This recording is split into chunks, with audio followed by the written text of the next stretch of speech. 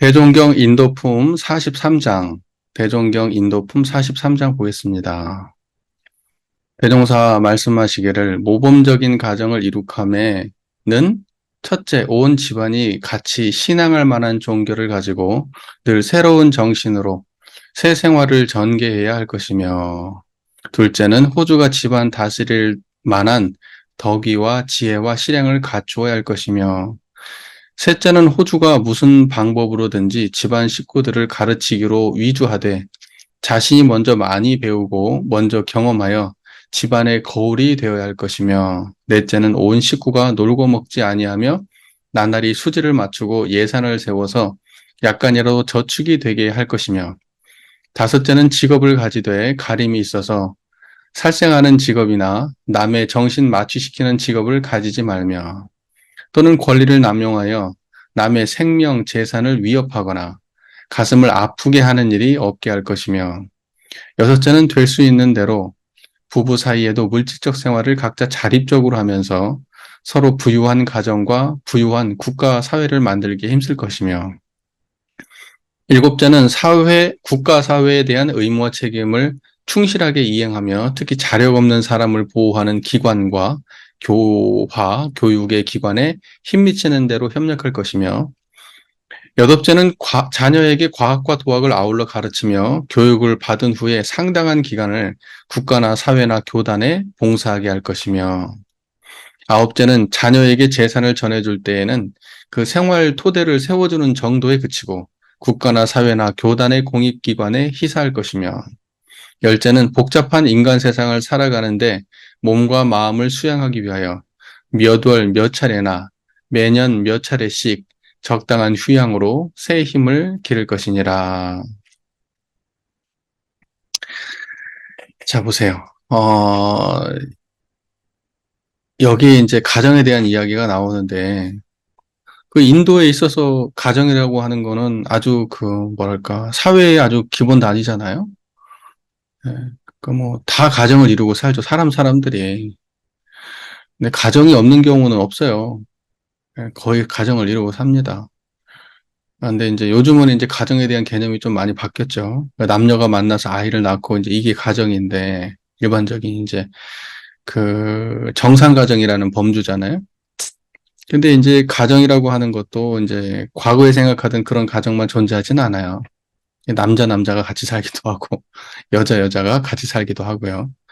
또는 한 사람하고 동물이 같이 살기도 하고요. 예, 개나 고양이. 또는 이제 어떤 특별히 어떤 성적인 어떤 이런 것이 아니래도 그 가정을 공유하는 그런 사람들이 있어요. 예를 들면 어떤 그 인연이 맞아가지고 같이 이제 사는 거예요. 예. 예전에 이상한 가족이라고 하는 그 일본 영화, 지금 보면 있을 거예요. 이상한 가족이라고 하는 그 일본 영화가 있어요. 그 가족이 뿔뿔이 다 다른 사람들인데 한 가족을 이루면서 살아요. 재밌어요. 그거 한번 생각해 볼 만한, 이 시대에 한번 생각해 볼 만한 건데, 제가 예전에도 한번 언급을 했던 것 같은데, 예, 그 영화에 보면은, 이게 가족이 이런 모델의 가족도 있구나, 이제 이런 생각을 좀 하게 되는데, 하여튼, 이 가정이라고 하는 것이 과거의 정상가정이라고 하는 그 범주 안에서만 수용할 수 없는 그러한 가족 모델들이 지금 많이 나오고 있고, 이제 그런 것들을 다 가족이라고 인정해야 되는 시대가 됐어요. 그렇지 않으면은 그렇지 못한 사람들을 다 비정상으로 몰아야 돼요. 혼자 사는 사람이나 강아지랑 둘이 사는 사람이나 이런 사람들 다 비정상인 사람들이에요. 근데 그럴 수는 없는 거 아니에요? 예. 그러니까는 그런 세상이 되었다. 그리고 이제 여기서 이제 호주라는 이야기가 이제 나오잖아요. 근데 호주라는 것은 그 집의 이제 가장 대표자를 말하는 거겠죠. 그 집의 그 가정의 대표자. 그것은 이제 남녀하고 관계도 없어요. 또는 이제 소녀 가정이고 이런 그런 경우에는 호주가 소녀가 될 수도 있어요. 손녀인 조선 가정 같은 경우에는 법적으로는 어찌 될지 모르겠지만 손녀 호주가 될 수도 있어요. 장애가 있는 부모를 모시고 살 수도 있고요. 할아버지 할머니를 모시고 살 수도 있고. 그러니까 그런 것은 딱 정해져 있는 건 아니에요. 근데 우리는 과거의 어떤 관습에 얽매여서 호주 그러면 남자, 이제 이렇게 해야 되는데, 그건 아닌 것 같아요. 이미 그런 시대는 이제 지나갔다고 저는 이제 봅니다.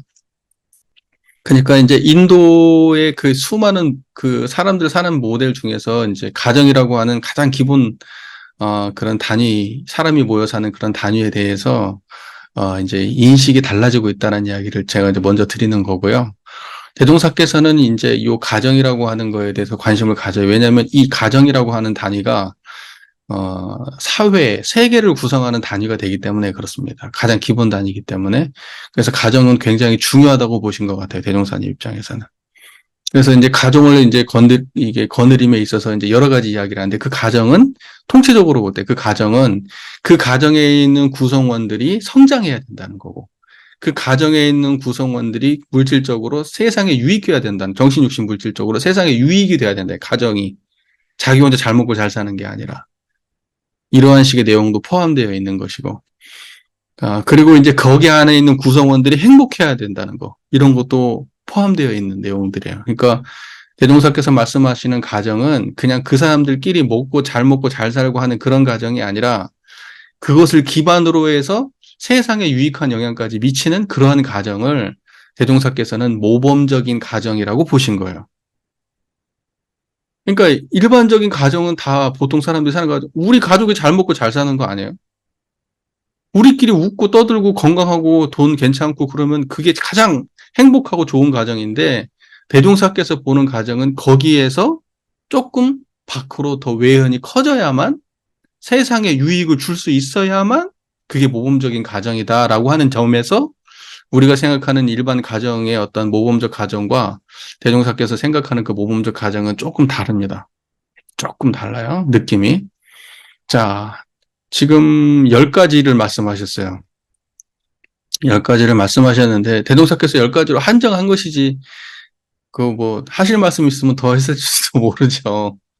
우리는 이제 이걸 가지고 대종사께서 어떠한 가정을 지향하셨는지 어떤 가정이 그 훌륭한 가정이라고 대종사께서는 그렇게 그 지향성을 가지고 계셨는지 이제 보면 될 것 같아요. 자, 모범적인 가정. 자, 모범적인 가정. 볼게요. 첫째, 온 집안이 같이 신앙할 만한 종교를 가지고 늘 새로운 정신으로 새 생활을 전개할 것이며, 자, 보세요. 온 집안이 같이 신앙할 만한 종교를 가지고, 우리 교도님들은 어떤 생각 가지고 계십니까? 교무님들도 이미 그렇게 사람들한테 공지했죠. 종교는 자유니까 각자가. 여러분, 그렇게 한 결론이 어떻게 되나요? 물론, 괜찮은 집도 있어요. 그런데 거기에 많은 집들은 어떻게 되든가요? 분열돼요. 분열됩니다. 생각보다 많은 집들이 분열돼요. 그러니까 뭐냐면 콩가루 집안이 돼요. 특별히 사이가 안 좋은 건 아니지만 대면대면해요. 이 대면대면하다는 표현이 맞을 거야. 시간이 지나잖아요. 대면대면해요. 어색하고 제사를 지낼 수가 있어요? 못 지내요. 왜? 종교가 다르니까요. 대면대면해요. 그럼 안 와도 그럼 또 인정해줘야 되잖아요. 종교가 달라서 그런다. 그리고 또 어떤 가치관에 대한 이야기를 할 때, 뭐 예를 들면 안락사 문제를 가지고 만약에 가족들이 어떻게 논쟁이 됐다. 그러면 대면대면해요. 입장이 달라지니까. 또는 뭐 정치 문제를 이야기하는데 뭐 지금 뭐 어디 뭐 반공이 어쩌고 막 그 반공을 지지하는 기독교 세력이 어쩌고 뭐 이런 얘기가 나오면 대면대면해요. 뭐 얘기할 수 없어요. 그런 얘기 꺼내면 또 불편한 이야기가 되니까. 어, 기독교에서 이런 얘기가 나왔다. 불교에서 이런 얘기가 나왔다. 대면대면해요. 마음속에 자꾸 자기도 모르는 장벽들이 생기기 시작해요. 왜냐하면 종교라고 하는 것은 인정해줘야 되고 존중해줘야 된다는 생각이 있으니까요. 근데 생각해 보세요. 그래서 그 원불교를 공부를 잘하신 분들은 그거에 충실하셔가지고 사람들의 자발성, 모든 종교는 다 하나니까 상관없어. 너 그거 믿어도 돼. 근데 막상 보면은 그 형식과 제도 면에서 확연히 차이가 나기 때문에 시간이 지날수록 대면대면해집니다. 그러니까 저는요, 아, 어떤 분들이 그래요. 다 집안이 다 기독교라는 거예요. 다, 나 혼자 원불교라는 거예요. 힘들다는 거예요. 저는 사실 차라리 이럴 때는 그냥 기독교 가세요. 그러고 싶어, 내 마음속에. 자정이라도 행복하게 해주세요. 지금 당신 때문에 지금 가정이 다 불편하잖아요. 그러니까 차라리 기독교 가세요. 그게 원불교적인 태도예요. 제가 볼 때는. 다 끌고 오지 못할 거면. 기독교는 끌고 올 수 있습니까? 못 끌고 와요. 불교하고 기독교 붙으면 거의 집니다. 기독교한테는 못 이겨요. 예.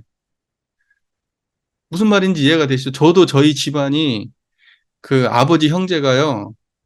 한 분이 기독교에 있는 곳에 장가를 가셨어요.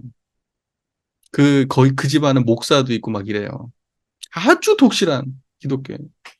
그러니까 그 작은 집에서 올 때마다 대면대면해요. 근데 이제 그렇게 되다 보니까 그 집안은 다 또 자녀들도 기독교 다니고 뭐. 그래서 기독교예요, 그 집은. 대면대면해요. 그렇게 가깝게 이렇게 정서적으로 얽힐 수가 없어요. 우리가 종교가 없으면 모르는데 우리는 유교이면서 원불교였거든요. 유교이면서 원불교. 그 유교적인 정서가 있잖아요. 제사 지내고 뭐 하고. 대면대면해요. 절하는 것도 찝찝하고 하고 있어도 보기가 안 좋고 안 해도 보기가 안 좋고 막 이제 이러는 거예요. 근데 그분 그 입장에서는 얼마나 불편하겠어. 안 올 수도 없고 오면 불편하고 절해야 될 때마다 불편하고 그러니까 그렇게 되는 거라고 그게 정서적으로 점점점 조금씩 멀어져요. 그러면서 친근감이 안 생기고 또 저는 또 원불교 종교인으로 또 나와버렸잖아요. 얼마나 더 저보기가 편하겠어요? 불편하겠지. 그런 거예요. 그러니까 저는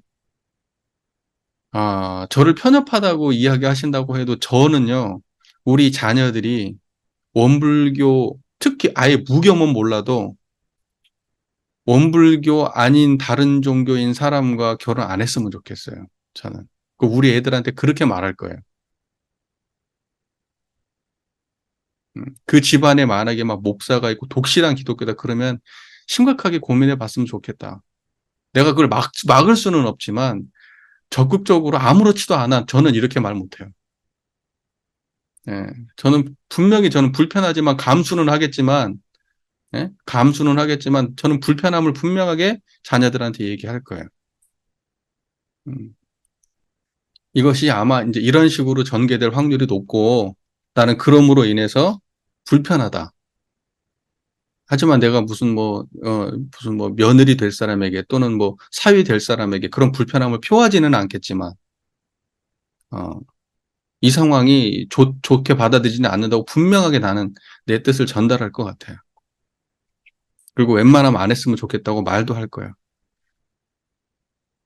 네, 그런 케이스를 말고, 원불교, 그러면 자녀들은 다 기독교예요. 혼자 원불교 다니죠. 열반 하셨어.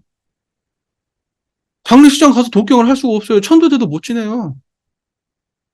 부모님의 종교를 존중해주지 않아요. 기독교 계열은요, 90% 이상, 95% 이상이 보수 기독교인들이에요. 타종교에 대해서 절대 인정하지 않습니다. 구원은 오직 교회에서만 있다고 믿는 사람들이에요. 어려워요. 근데 저 보세요. 대종사께서도 그렇게 말씀하시잖아요. 다른 종교에 대해서 인정하지 않는다는 게 아니라 우리 식구 안에 여러 종교가 있다는 거, 그거 편한 일 아니라니까요. 노력해야 되는 일이에요. 그걸 유지하기 위해서. 지금 우리나라가 종교 시장 같은 곳이잖아요. 다 있어. 기독교, 불교, 유교, 도교, 이슬람 뭐 다 들어와 있어요. 지금 막 오만. 그, 그 모든 종교가 불편한 동거를 하고 있는 거예요. 그래서 노력해야 되잖아. 종교 간에 무슨 만남을 계속 가져야 되고. 또 존중하는 말을 일부러 막 해야 되고 막. 그렇게 동거하는 게 그렇게 불편한 거예요. 그런 노력을 하지 않으면 문제가 생긴단 말이에요. 근데 나는 가정에서 그러지 않았으면 좋겠는 거야. 우리 가정에서. 다른 가정 기독교인들하고 친하게 지낼 수 있다니까? 어? 노력해서? 근데 우리 가정 안에서 노력하면서까지 그렇게 하고 싶지 않은 나의 개인적 욕망이 있는 거야. 그러면 너는 말하는 거하고 행동이 다르지 않냐? 그렇게 저한테 얘기할 거예요. 네, 그럼 저를 인정할 수밖에 없어요. 다르다고, 실제로. 내가 경험한 바가 그래서. 예, 저는 저의 개인적 경험이 그래서요. 그렇지. 그렇지 않은 분도 있겠지만 뭔 말인지 아시겠죠? 그러니까 교도님들이 그렇게 아무렇지도 않게 그렇게 하실 때 저는 이분의 그 나중에 열반 후의 모습까지 보여요. 이게 분별성과 주착심이었으면 좋겠어. 예. 그래서 대종사님 말씀대로 온 집안이 예, 그러니까 뭐냐면 우리 가족 말고 일가 친척까지 다. 예, 저는 이걸 이렇게 해석하거든요. 우리 원불교 우리 저희 집안이 그 상산 박장식 종사님 박씨예요. 상산 박장식 종사님. 상사님이 집안이 상사님이 출가하시고 난 다음에 그 유교는 그런 게 있어요. 그 대빵이 예를 들면은 어떤 노선을 정하잖아요. 그러면 집안이 다 그 노선에 딱 올라타는 거예요. 그런 게 있어요. 그러니까는 상사님이 원불교면 그냥 박씨 집안은 다 원불교예요. 그냥 그렇게 되는 그런 부지기가 있는 거예요. 내가 원불교는 안 다녀도 그냥 원불교라고 하는 것이 내가 불편하게는 안 받아들여지는 거예요. 왜냐하면 우리 집안이 그냥 원불교 대빵이 그랬으니까. 근데 지금은 일단 다를 수 있겠지만, 지금이야 그러겠지만, 아마 그 시절만 해도 그랬을 거예요. 그러니까는 온 집안이 같이 신앙할 만한 종교를 가지고 그것이 어떤 것이 되었든, 우리 이제 여기서는 원불교가 되겠죠. 기독교면 기독교. 그러니까 기독교 집안이면 그냥 그 집안이 행복하게 살면 돼요. 예. 자, 늘 새로운 정신으로 새 생활을 전개해야 할 것이며, 새로운 정신은 뭐예요? 정신. 온전한 정신이지, 새로운 정신이. 그때의 정신이라고 하는 거는 어떤 이념과 사상을 두고 하는 말이 아니잖아요. 항상 새로운 정신은 항상 분별성과 주착심이 없는 경지로 삶을 살아가는 게 항상 새로운 정신 아니에요? 그게 새로운 정신으로 새 생활을 전개한다는 건 뭐예요? 항상 이 이론상의 자리에서 그 마음 떠나지 아니하고 과거에 얽매이지도 아니하고 미래에 발목 잡히지도 아니하고 지금 이 순간 항상 새로운 정신으로 삶을 살아가는 거예요. 모든 사람들을 항상 새로운 정신으로 대하고요. 어제 네가 그랬지, 너는 그런 놈이지 하는 마음이 아니라 그게 첫 번째라는 거예요. 그게 모험적 가정의 첫 번째. 생각해 볼 일 아니에요? 원불교는 모든 종교 괜찮아. 이런 오만방자한 생각을 할 필요가 해야 된다는 거예요, 지금? 아, 난 모르겠어. 그게. 나는 조금 안 받아들여져. 나는 좀 어려워. 그런 불편함을 감수하며 살고 싶지 않아. 타인이, 다른 종교, 다른 어떤 그 가정이 그 불교든 뭐 기독교든 뭐가 되든 그 사람들하고 친하게 지내고 그 관계에 문제 없고 이런 차원이 아니라 같은 식구끼리 종교가 다른 건 저는 아니에요. 개인적으로. 네. 저는 그래요. 그냥 부족한 놈이라고 그냥 주십시오. 그냥. 저는 그냥. 둘째는 호주가 집안 다스릴 만한 덕위와 지혜와 실행을 갖추어라고 돼 있어요. 덕, 지혜, 실행. 덕은 뭐가 덕입니까? 덕은 뭐가 덕이에요? 덕은 여기 덕이라고 하는 것은 예를 들면은 막 여러 가지 뭐 설명이 있을 수가 있겠죠. 그러니까 인품이 인자한 게 덕일 거야. 인품이 인자한 게. 마음이 큰 게 덕이야. 예. 근데 이제 이 덕이라고 하는 것을 다시 보면은, 이 우주에는 도와 덕이 있으니 우주의 대기가 자동적으로 운행하는 것은 천지의 도요. 그 도가 행함에 나타나는 결과는 천지의 덕이라. 이러면서 도에 대한 따르는 결과로서의 덕 얘기가 나오잖아요. 그러니까 뭐냐면 도의 도가 운행한 결과가 덕이야. 그럼 도는 뭡니까? 그때의 도는 천지팔도잖아. 천지팔도를 한마디로 하면 이론상이잖아. 그러니까 이론상이 발현되는 게 덕이라고요. 뭔 말인지 이해가 되시죠? 그러니까 이때 원불교적으로 따지면 호주가 집안 다스릴 만한 덕의를 갖췄다라는 것은 마음이 분별성과 주착심이 없어서 그 신법이 한참 크다는 거예요. 신법이 크다. 이렇게 이해하면 돼요. 그게 덕의를 갖췄다. 그리고 지혜와 실행을 갖추었다. 지혜는 뭡니까? 지혜는 우리가 일상적으로 하면은 그 지혜라고 하는 것은 정보의 양이 많다 이런 식의 표현이 아니고 그 지혜라고 하는 것은 모두를 이롭게 하는 그러한 그 모두를 이롭게 하는 그 길을 아는 것이 지혜예요. 나에게 이롭게 하는 것을 아는 게 지혜가 아니고 내가 돈을 많이 벌고 우리 가정이 부강하고 예? 내가 성공하고 이런 걸 잘 아는 게 지혜가 아니고 자리 이타, 나도 이롭고 남도 이로운, 모두가 이로운 길에 대해서 잘 아는 것, 그 길을. 십이 이해가 밝은 것.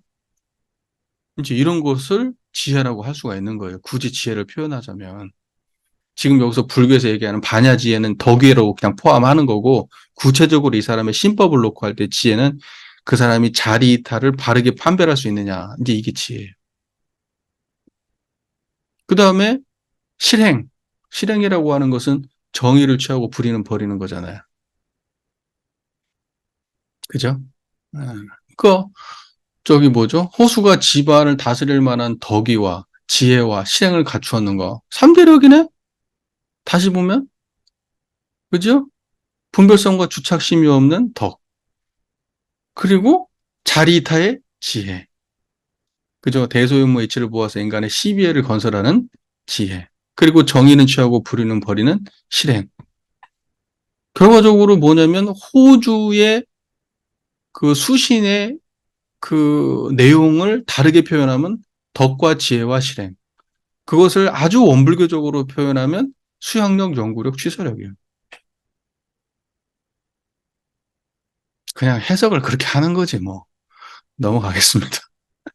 셋째, 호주가 무슨 방법으로든지 집안 식구들을 가르치기로 위주하되 자신이 먼저 많이 배우고 먼저 경험하여 집안의 거울이 되어야 할 것이며 그러니까 배우는 걸 게을리하면은 대빵 될 자격 없는 거예요.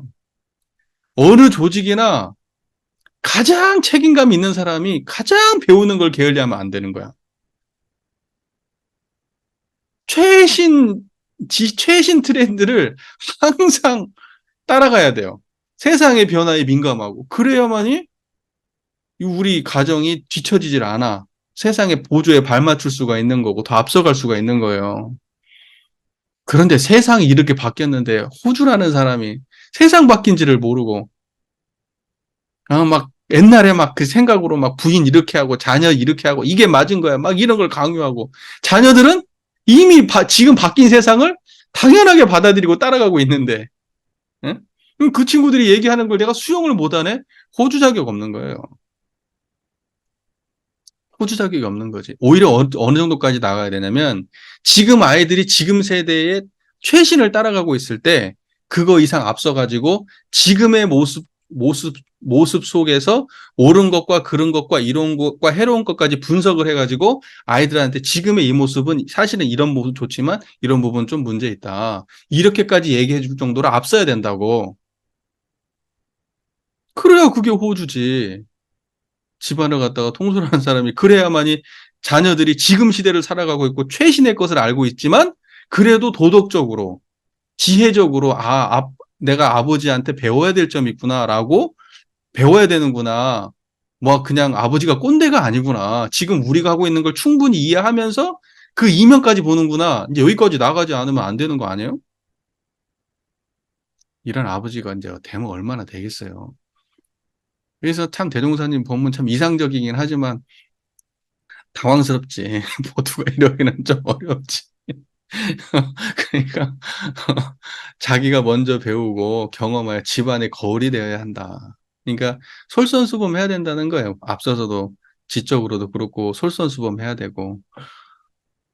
자, 근데 이제 어떤 경우에는 그렇죠. 부모님이 좀 부족하신 경우도 있어요. 배움도 부족하고 자녀는 이제 똑똑하고 이제 이런 경우 있잖아요. 그러면 형식적으로는 내가 집안의 호주고, 법적으로는 내가 이제 그 보호자고 하지만, 자녀가 세상에 대해서 뭔가 이 세상이 이렇게 변했고, 요즘에 이런 게 있고, 이 가치관이 이렇게 바뀌었다고 얘기할 때, 자녀의 그러한 모습을 보고 배울 수 있으면 자격이 있다. 나는 그렇게 생각해요. 예. 그래서 어렸을 때는 부모한테 배우고요.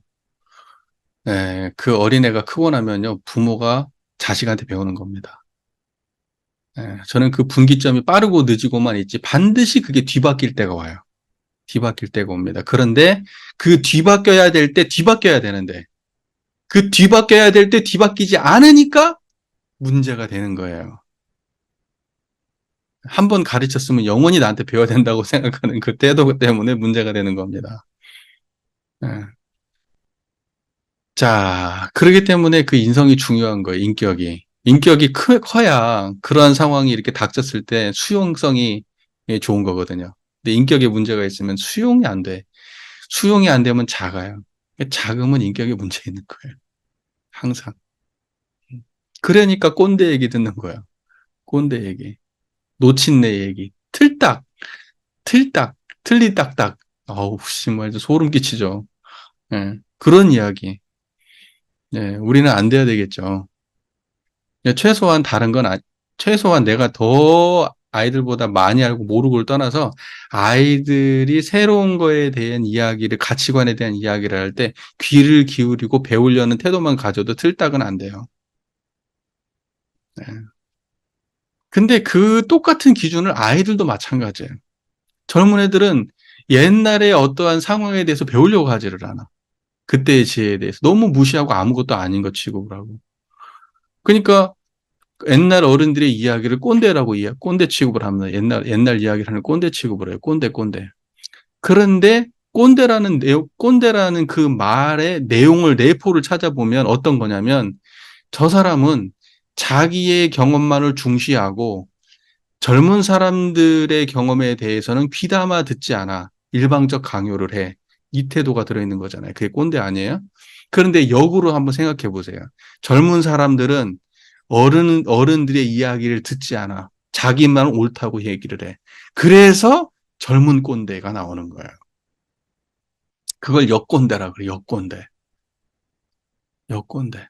그러니까, 하우 꼰대 꼰대 하면서 자기도 어른들의 말을 함부로 하잖아요. 어른들이 나한테 함부로 할 때는 어른들 꼰대라고 하면서 자기도 어른들을 함부로 하면서 꼰대라고 말하잖아. 그러니까 똑같은 짓을 하고 있는 거라고. 엄밀하게 얘기하면. 똑같은 태도를 가지고. 웃기는 거지. 무슨 말인지 이해가 되시죠, 그 말이. 예. 그러니까 그 태도에 있는 거다. 많고 적음에서 꼰대가 있는 건 아니에요.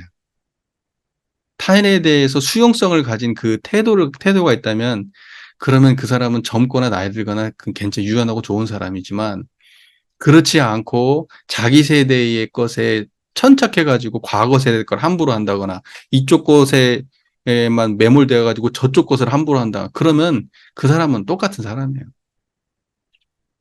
네. 자, 넷째. 온 식구가 놀고 먹지 아니하며 나날이 수지를 맞추고 예산을 세워서 약간이라도 저축이 되게 할 것이며 대동사께서 그렇게 하셨죠. 대동사께서 저축조합 설립하셨잖아요. 예, 그 대동사께서는 그 항상 그 뭐랄까 그 이런 그 수지대도 맞추는 것도 전문적으로 저기 부기를 배워오게 해가지고 그렇게 하셨고, 예, 교화를 하실 때. 그리고 이제 영산에서 시작하실 때는 돈을 절약해가지고 우리 이제 교화 사업에 미천으로 쓰셨고, 예, 불필요한 그 지출을 줄여가지고.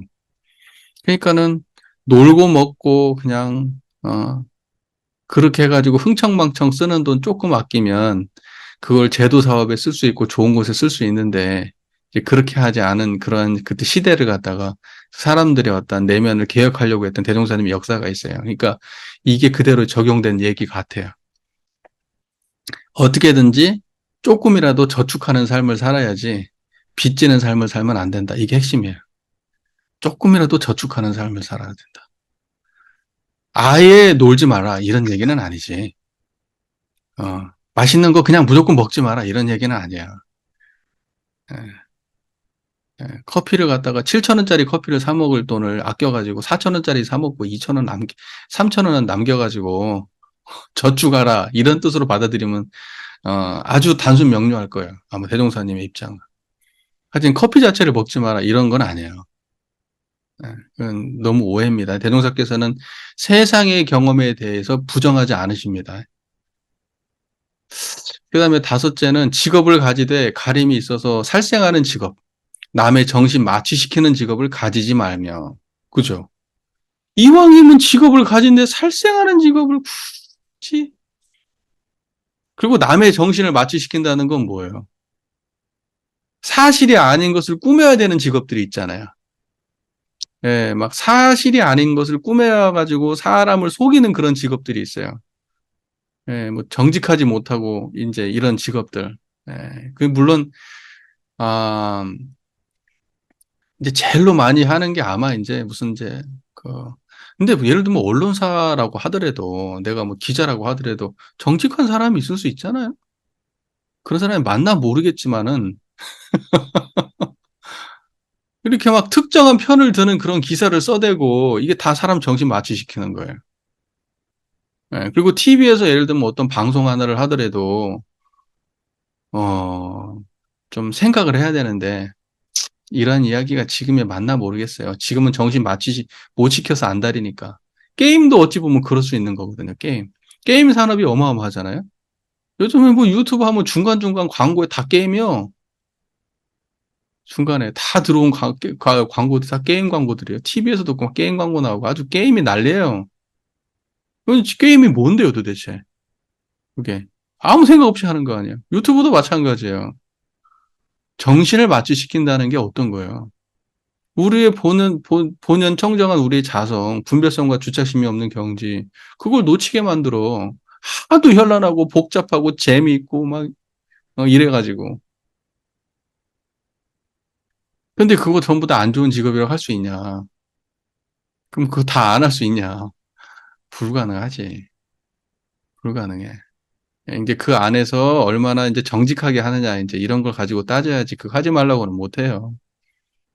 대동사님이 이런 말씀이 있었다고 하더라도 그걸 그렇게 해석하면 이거 대동사님 말씀을 버리지. 대동사님 쫓아가진 않아. 누구도. 음. 그러니까 웬만하면 살생하는 직업, 남의 정신 마취시키는 직업, 한번 생각해 볼 일이에요. 예. 어떻게 보면 종교도 남의 정신 마취시키는 직업이 될 수도 있어요.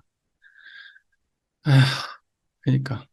그러니까 남의 정신, 똑같은 종교라도 어떤 사람은 마취시키고 어떤 사람은 정신을 일깨우겠지. 우리는 마취시키는 쪽으로 가면 안 되겠지. 생각해 볼 일이라고, 진짜로. 또는 권리를 남용하여 남의 생명, 재산을 위협하거나, 예. 이건 주로 정치하고 관련된 얘기고, 돈 많고 권력 있는 사람들한테 관련된 이야기겠죠. 가슴을 아프게 하는 일이 없게 할 것이며, 예. 원근 친소 이런 데 끌려가지고 정치하고 무슨 법 이런 거 운영하고 이제 이렇게 되면 이렇게 되는 거겠죠. 예. 여섯째는 될 수 있는 대로 부부 사이에도 물질적 생활을 각자 자립적으로 하면서 서로 부유한 가정과 부유한 국가 사회를 만들기 힘쓸 것이며 앞에 하고 비슷한 얘기예요. 넷째하고. 예, 온 식구가 놀고 먹지 아니하며 나날이 수지를 맞추고 예산을 세워서 약간이라도 저축이 되게 할 것이며 이렇게 말씀하신 것과 될 수 있는 대로 부부 사이 물질적 생활을 자립적으로 하면서 서로 부유한 가정과 부유한 국가 사회를 만들기 힘쓸 것이며 라고 했을 때 부유한 가정 이후에 부유한 국가 사회 이렇게 나왔네. 가정이 풍족해지면 국가 사회도 풍족해지는 거잖아요. 예. 근데 이제 여기서 중요한 건 뭐냐면 부부 사이에도 물질적 생활을 자립적으로 할 것이며 이제 이 부분이죠. 요즘 말로 표현하면 뭐예요? 맞벌이. 맞벌이에요. 여자분들이 왜 남자한테 항상 그렇게 자력을 잃고 살았어요? 경제력이 없어서요. 경제력이 없어서. 예. 공부를, 그러면 이제 왜 경제력이 없어? 여자들은 공부를 안 시켜요. 예. 근데 지금 세상은 전혀 아니죠. 지금 세상은 뭐 여자를 공부시키고 안 시키고 이런 논의 자체가 아예 없는 시대를 살고 있잖아요. 저도 뭐 딸, 아들 둘 다 키우지만, 뭐, 여자는 공부를 안 해도 돼. 이런 생각은, 어, 뭐, 뭐, 꿈속에서도 해본 적이 없어요.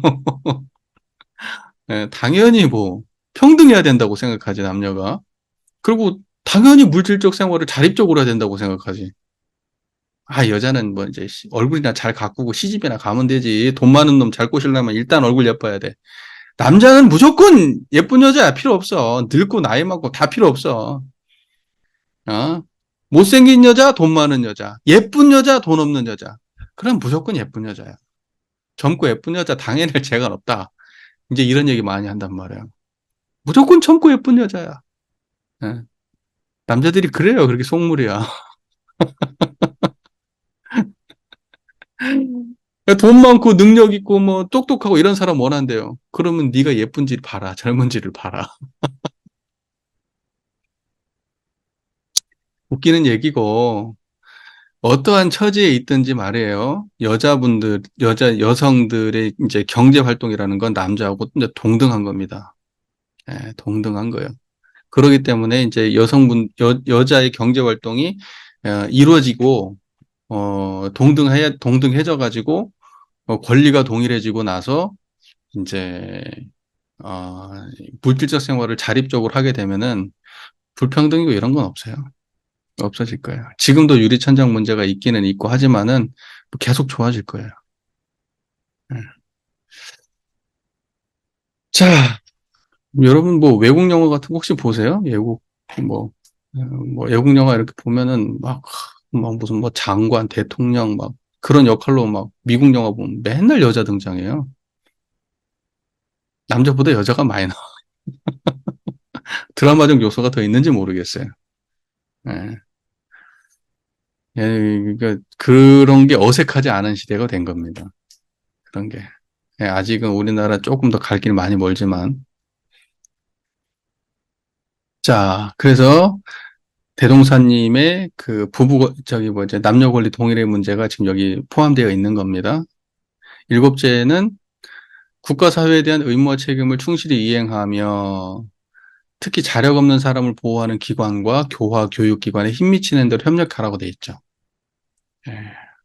의무와 책임, 그리고 자력 없는 곳에 협력해라. 근데 지금 뭐 우리가 그러니까는 뭐냐면 이건 정치적으로 그렇게 돈이 흘러갈 수 있도록 사람들이 뜻을 모아야 돼요.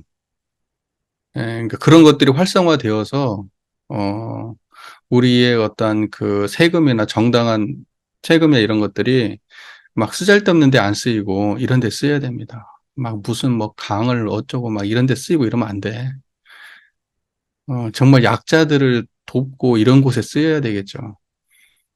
그리고 정말로 교육받지 못하는 사람들을 교육받을 수 있게 해주고, 그리고 우리나라가 이제는 다문화 국가가 되어 가잖아요. 그 사람들이 예를 들면 시집 오는 환경이 어때요? 괜찮고 중산층에 시집 오지 않아요. 어렵고 힘들고 희한한데 시집을 간단 말이에요.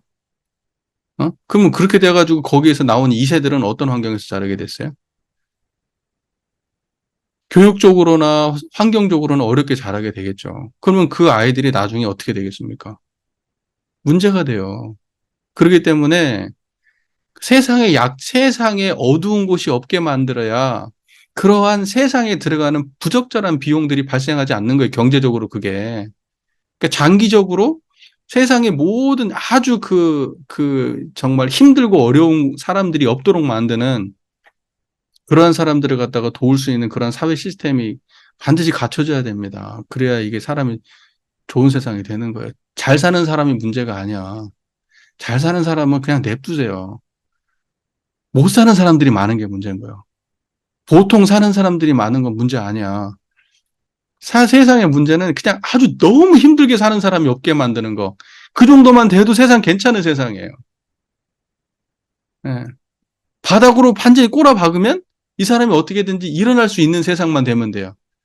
완전히 꼬라박아도 먹고 사는 것은 해결이 되는 그런 세상이어야 된다고. 예. 아직 멀었어요.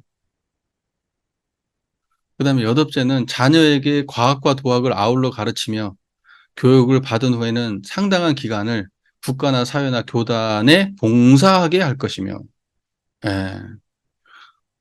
과학은 다 가르치죠. 왜냐면 과학을 안 하면은 대학교에 못 가니까.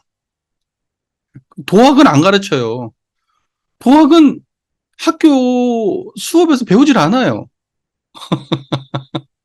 그러니까 대종사님의 이런 아름다운 이 이상향은 도학이라고 하는 것이 사람들에게 인류 그 교과서에 실릴 정도로 보편적 상식이 되어야 된다고. 제가 그래서 항상 말씀드리잖아요. 원불교가 세상의 보편 상식이 되어야 된다고. 그러니까 이것은 종교적인 것을 떠나서 사람의 마음을 이야기하는 거잖아요. 사람의 마음. 예를 들면 심리학을 공부한다 그러면 대학에서만 가르치고 있는데, 예? 근데 그런 것이 예를 들면은 그 특정한 학문적 이런 게 아니라 우리 기본적인 인격 소양이 아주 기본기로서 예를 들면 이런 어떤 그 마음의 문제가 교육 과정에 이렇게 들어온다고 하면은 세상에 얼마나 그 마음의 수준이 높아지겠냐고. 그게 마음 쓰는 수준이. 인류를 진화시키는 굉장히 중요한 길인데 이런 거에 대해서 세상은 너무 몰라요. 그냥 무지하다고 그냥 무지. 그냥 물질적인 거, 과학적인 거 막 이런 것만 다 알지 도학적인 건 아예 무지하다고. 그런 것이 이 세상을 좋게 한다는 것을 아, 정말 진짜 그러니까는 그 위에 올라갈수록요. 기본적으로 그 마음에 대한 이해가 있는 사람들이 윗자리를 차지해야 돼. 정말 진짜 무슨 정치나 하고 그냥 막 그 암투나 벌이고 이익이나 쫓는 사람들이 위에 올라가니까 세상이 이게 좋아지질 않는 거예요. 고만고만한 거예요, 그냥. 그다음에 보세요. 상당한 기간을 국가나 사회나 교단에 봉사하게 할 것이요. 봉사. 국가나 사회나 교단에 봉사. 아, 이런 게 어디가 있어. 자기 밥그릇 챙기기 바쁜 세상인데, 지금, 진짜. 너무 꿈 같은 얘기 아니에요? 이제 이런 사람들이 막 많아가지고 젊은 세대가 막 이익을 쫓지 않고 세상에 봉사할 때 기본적인 어떠한 그 생계 정도만 간단히 해결되더라도 세상에 내가 몇 년까지는 젊은 시절에 봉사를 하겠다. 그 이후에는 내가 직장 얻을 수 있는 것만 세상에 어느 정도만 된다고 하면 이것도 안 될 리도 없잖아. 그런데 젊고 어리고 싱싱할 때 돈 버는 기계로 활동하다가 어느 정도 되면은 그냥 바로 잘려가지고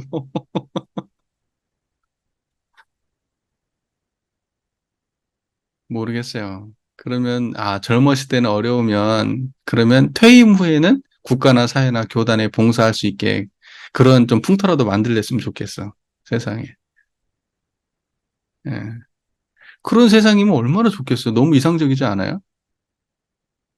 여러분 그 대종사께서는 거기 그렇게 나오잖아요. 자녀를 갖다가 어 저기 뭐죠?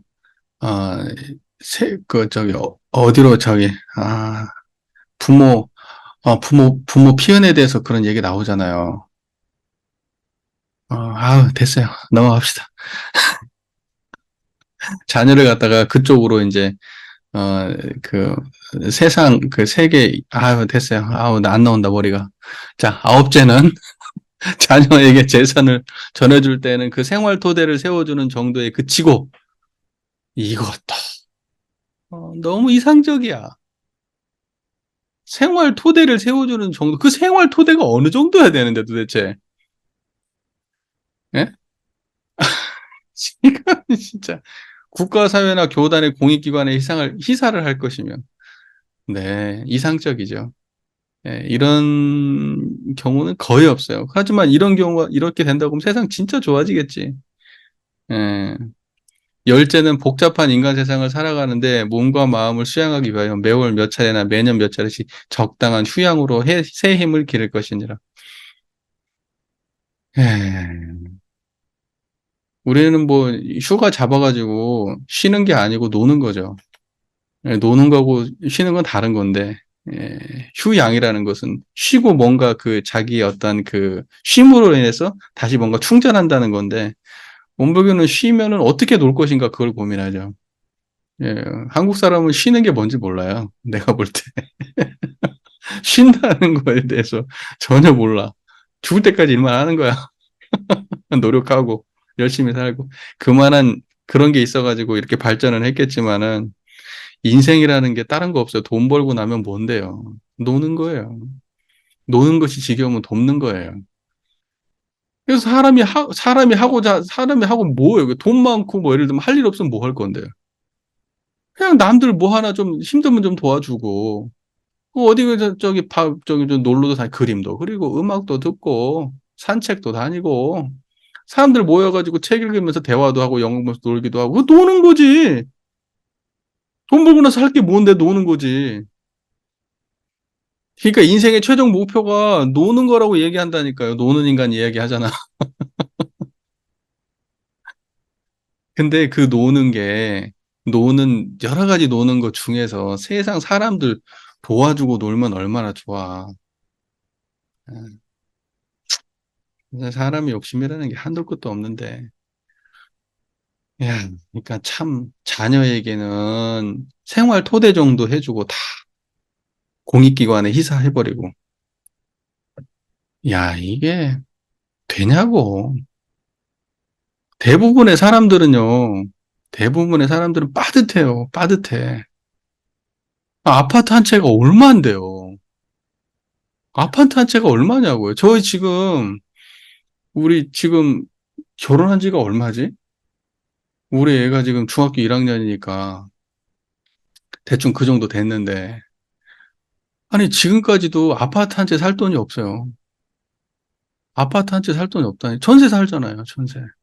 근다고서 우리가 무슨 뭐 돈을 갖다 많이 쓰고 살았나? 물론 우리 정토가 주로 돈을 버시지만은 돈 쓰고 살았나? 아니, 치킨도 못 먹어. 한 달에 한 번 먹기도 쉽지 않아. 왜냐면 치킨값 너무 비싸니까. 예. 이제 서민 음식이 아니에요, 치킨값이. 외식도 한 번씩 무슨 일이 있어야 가서 먹지. 식재료는 뭐 얼마나 막 먹고 싶은 거 다 사나?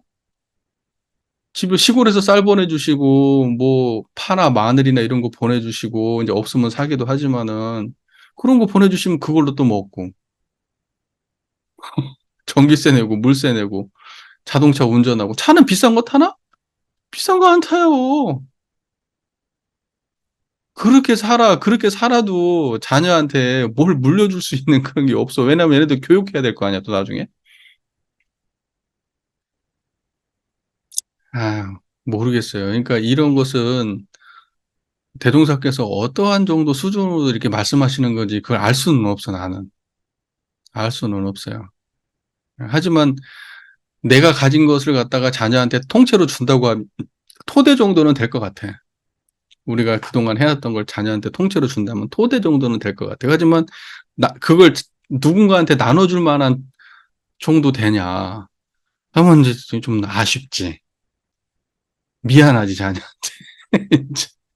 근데 아마 대부분의 분들이 그럴 거야. 대부분의 분들이. 예. 나는 이것을 일반적인 적용을 할 문제가 아니다고 생각해요. 일반적인 서민들의 이야기에 적용되는 문제가 아니고 진짜 많은 사람들 얘기지. 자식한테 기업도 대물려주고 막 오만 막 그래서 평생 놀고 먹고 살아도 되는 예. 갑질을 하면서 그냥 뭐 별짓을 다 해도 아무 문제 되지 않는 그런 인생을 물려주는 건 하지 마라. 나는 이렇게 해석하고 싶어. 그런 인생 물려주는 거. 노력해야 되고 일도 해야 되고 그리고 죄 지으면 벌도 받아야 되고 어, 이러한 인생을 물려주는 정도까지는 돼야지. 이것을 초월한 인생을 물려주는 것은 나는 옳지 않다. 어떻게 생각하세요? 이걸 일반 서민에 적용할 수 있다고 봐요? 실제적으로 나 쉽지 않다고 보거든. 근데 서민의 수준도 난 또 알 수가 없어. 우리가 서민인지 모르겠어요. 나는 지금. 왜냐면 사람들이 길을 한번 가보시면 아시겠지만, 대한민국 이렇게 차를 몰고 이렇게 가잖아요. 그런데 진짜 내가 딱 볼 때는, 나 같은 사람들이 볼 때는 허접한 차가 보이지를 않아. 다 새 차고 다 좋은 차야. 굴러다니는 차들이. 다 무슨 SUV고 막 이래. 외제차도 막 그렇게 많이 굴러다니고 젊은 사람부터 쟤네들은 얼마나 돈을 벌어서 저런 차를 몰고 다니나 싶을 정도야. 굴러다니는 차들이 왜 이렇게 비싼 차들이 많은 거지? 근데 내가 한 번에 정통한테 그랬어. 세상에 부자들 진짜 많다. 우리는 그 차 한 대 사는 게 그렇게 어려운데 할부로 끊어가지고 응? 그리고 세상에 아파트가 그렇게 많고 그 아파트에 전부 다 불 켜져 있는 거 보면 신기하더라고. 나는 저기 들어갈 생각도 못 해보는데 내가 하층민인가 지금. 아, 그러니까 모르겠어. 어떤 건지. 이게 나는 내 경제 수준하고 이게 보편적 수준에 대한 인식이 없어요. 관심도 없이 살고 있고, 평소에도. 그러니까 생각해 볼, 지금 시대의 대종사님께서 그 말씀하시는 그 본질은 나는 이것은 아주 유효하고, 앞으로도 이것은 유효한 가치라고 봐. 그러나 이것이 실제 적용될 때 사람마다는 아주 다르게 적용될 수 있는데, 보편 적용할 수 있는 정도 수준은 나는 진짜로 돈 많은 사람들에 대한 적용을 이것은 보편 적용해야 된다는 입장이에요. 그리고 이것이 국가적으로 이것은 그렇게 해야 돼. 세상에 불로소득이 있어서는 안 돼. 그것이 불공정한 세상이라고.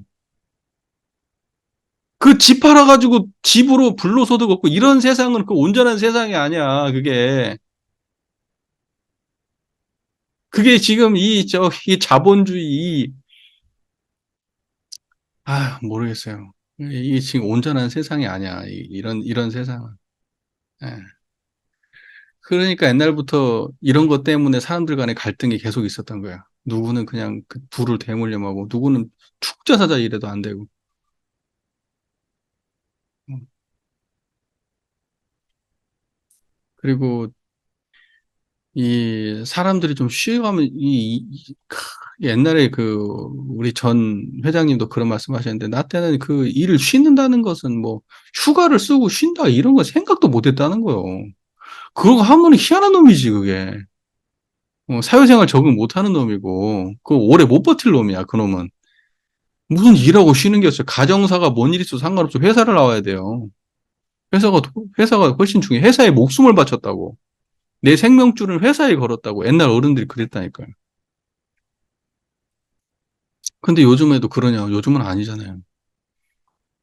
요즘은 회사에서 돈 못 주니까 휴가 가라 그런대요. 제발 좀 써라, 써. 어.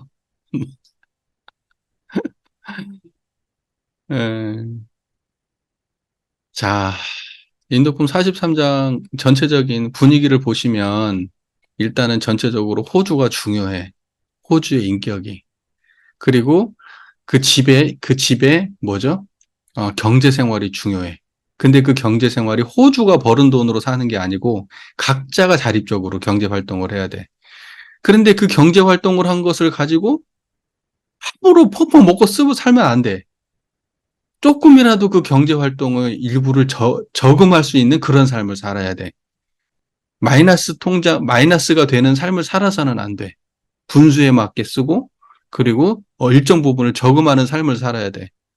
그리고 직업을 가져도 타인에게 피해주는 직업을 가지면 안 돼. 생명을 해야 하는 직업은 웬만하면 피해야 돼. 그리고 물질적 생활을 그렇게 해야 되고 그 다음에 거기서만 그치는 게 아니고 이 가정 밖에 국가와 사회와 세계에 대해서도 이익이 미쳐가도록 해야 되고 내가 어떤 부를 축적한다고 하더라도 일정 부 이상을 되물림하는 방식으로 내가 이것을 갖다 가정에 남겨놔서는 안 되고 가정에 있는 부의 일정 부분은 그 가정을 유지하는 거 외 하는 것만큼을 제외한 일정 부분은 사회에 다시 환원하는 게 맞다. 그리고 좀 놀기도 하고 살아라. 쉬기도 하고. 일만 하고 살지 말고. 그러면 그게 모범적 가정이다. 모르겠어요. 인도품 44장 너무 구체적인 말씀드리고, 구체적인 말씀들은 현실에 적용할 때는 오차가 생기기 마련이에요, 항상.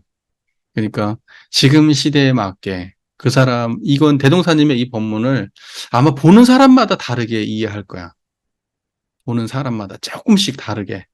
예, 하지만 그 대종사님의 그 말씀의 본의는 총체적으로 아마 이제 어느 정도 이해가 됐을 것 같아요. 세상에 모범적인 가정이 많아지면 광대무량은 낙원세계가 되겠지.